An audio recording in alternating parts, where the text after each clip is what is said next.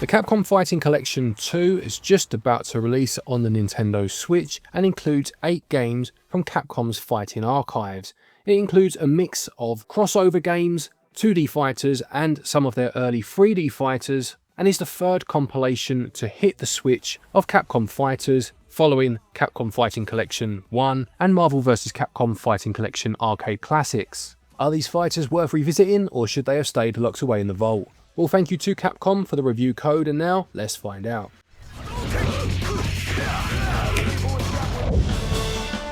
Let's start then with the games that are included in this collection. You have Plasma Sword Nightmare of Bilstein, which released in 1998. This is a 3D weapon-based fighting game and is the sequel to Star Gladiator. It released in arcades and on the Sega Dreamcast. You have Power Stone, another 3D fighting game, albeit with a very different feel to Plasma Sword. This released in 1999, again in arcades and on the Dreamcast, as well as the PSP some years later.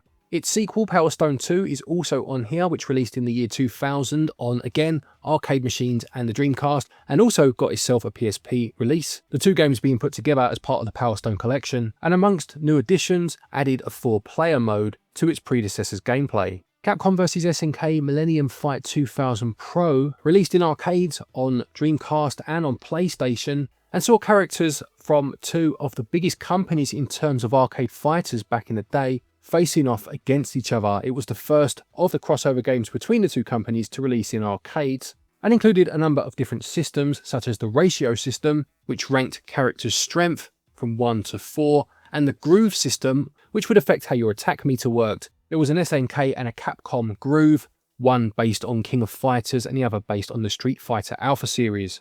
Project Justice released again in the year 2000 in Japanese arcades, releasing in North America the year later, and that was also on the Dreamcast again in the year 2000 or 2001 depending on your region. This is another of the 3D fighting games, and this one is the sequel to Rival Schools and revolves around team battles between students of different schools. Street Fighter Alpha 3 Upper released in 2001 and was a revision of Street Fighter Alpha 3, which released itself back in 1998. This game introduced the ISM system. Again, depending on which of these you choose, it will change things such as your combo gauge, and this version, Upper, never actually left Japan. It made some balancing changes, and as this is the arcade version of this game, it doesn't include, from what I can see, the World Tour mode, which was in some of the home ports. Capcom vs SNK 2 Mark of the Millennium 2001 released in 2001 in the arcade and across a number of home consoles such as Dreamcast, PlayStation 2, Xbox and GameCube. This sequel tweaked some of the gameplay mechanics from the first game in this series, including an overhaul to the ratio system, and there are additions to the groove system with 6 options now included, and this moves to a 6-button system, more in line with traditional Street Fighter games, rather than the 4-button system of the first game, which was more akin to SNK's fighters. The final game is Capcom Fighting Evolution, or Capcom Fighting Jam as it was known in Japan, which features characters from a number of different Capcom fighting franchises, including 3 different Street Fighter games, Darkstalkers, and also Red Earth, whose first ever home console port was as part of the first Capcom Fighting Collection a couple of years ago. So with all that said then, there are 8 games on the collection as I mentioned, and there are the Japanese versions for all 8 of the games. They are the arcade versions, and they do offer quite a lot of variety. Of course, you have the fact that you have some 2D and some 3D games on here, but even past that, there are a lot of differences between the 8 games that make this package quite unique. Having Capcom vs SNK 1 and 2 for example. The changes and refinements made in the second game, particularly to the ratio system, make that the better game, but the differences mean that the first game doesn't feel redundant and therefore is a good addition to this collection. Power Stone 1 and 2, again, despite being in the same series, play quite differently from each other. I'd only ever played the first one back in the day, so this was the first time I'd ever played its sequel, and I was very surprised by how different they were. These are quite difficult games to explain. They're not your traditional fighting games. I suppose they're more like something like Super Smash Bros. In some respects, albeit with a different camera angle, but you do have that kind of party feel to them of throwing objects and a manic nature to proceedings, and as I mentioned, the second game does have 4-player modes as well.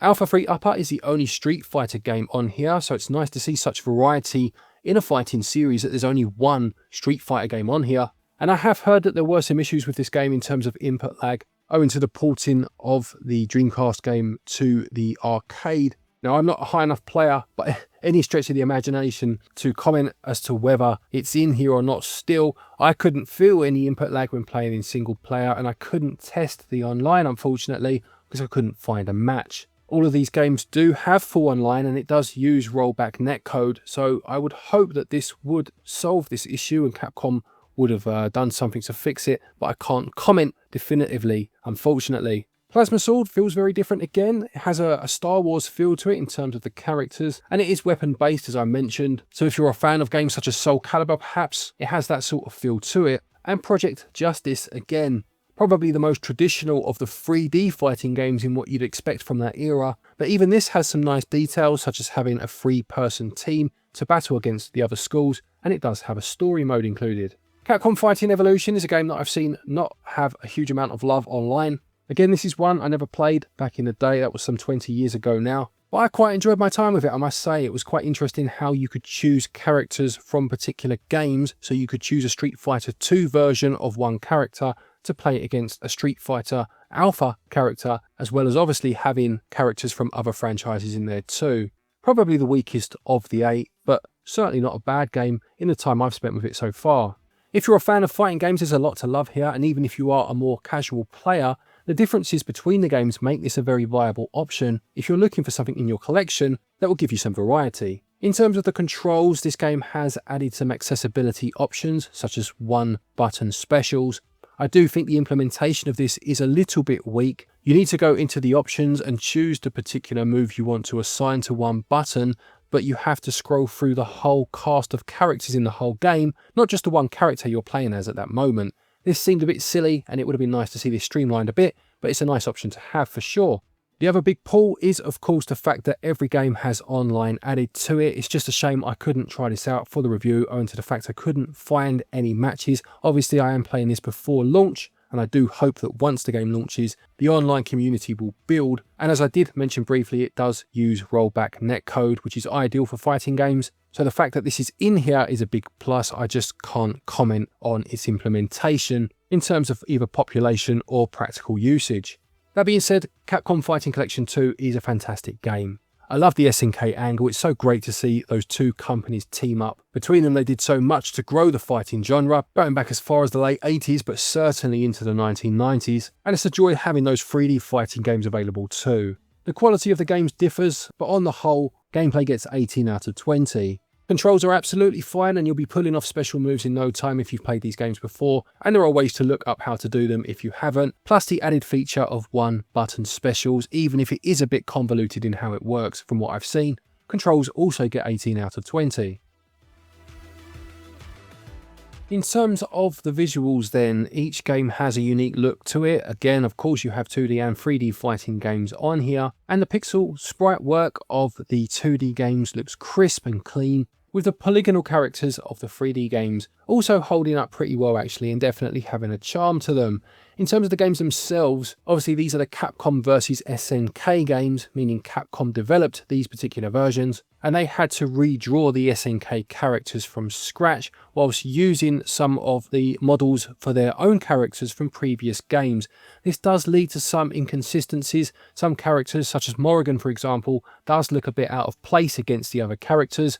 She doesn't look quite as vibrant, and her move animations look a bit off, but it's not a huge deal, and I don't think you'll notice it after a couple of plays. I do, however, want to give special mention to the stages, which look absolutely incredible, be it in the 2D or the 3D games. There are some quite simply sublime backdrops that you fight against. There's just so much variety in this game. Even the 3D games, like I mentioned, Power Stone looks so different to Plasma Sword, for example, and they all have that late 90s, early 2000s look. It's a collection that screams Dreamcast, even if these are, of course, the arcade versions. There are a number of different options in terms of what you can do with the look of the game. There are filters that you can turn off. They are applied as per default, and you can up the resolution to ×2 as well. There are a number of different wallpapers that can be applied to almost act as a bezel around the screen, and you can pull up the actual marquee card, which would have been on the original arcade machine, which is a nice nostalgic touch.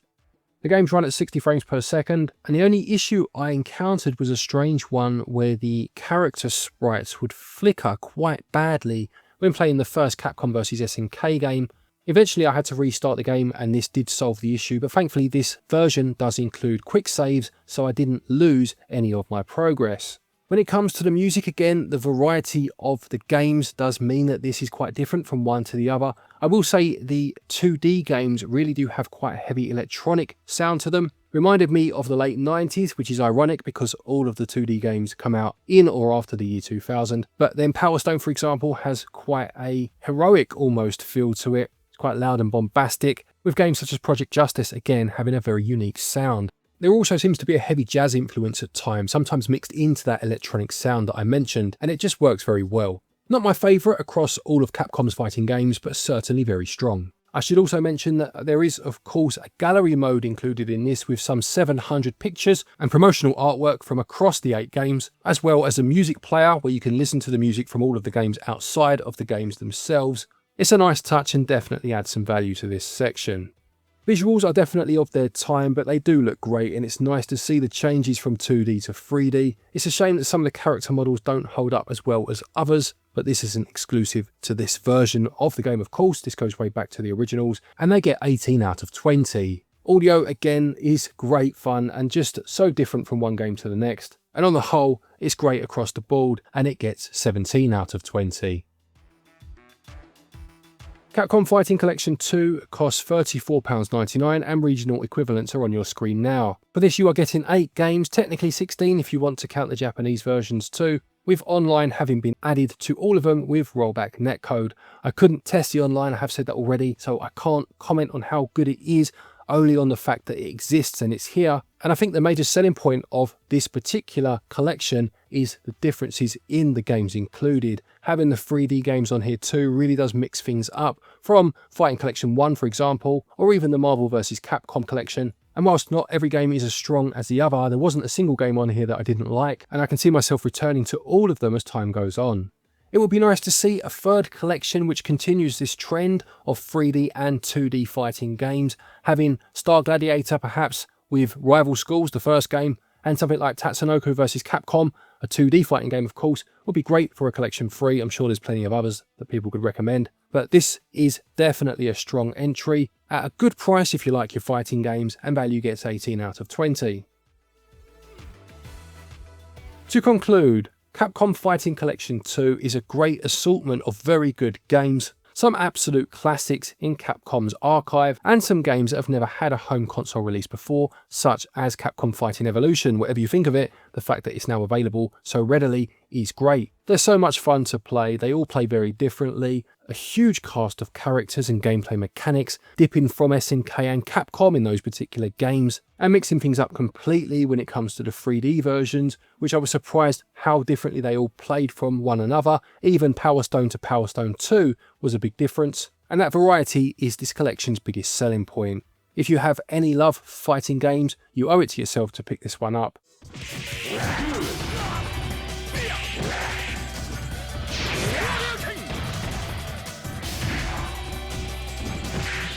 Capcom Fighting Collection 2 gets a SwitchUp score of 89%.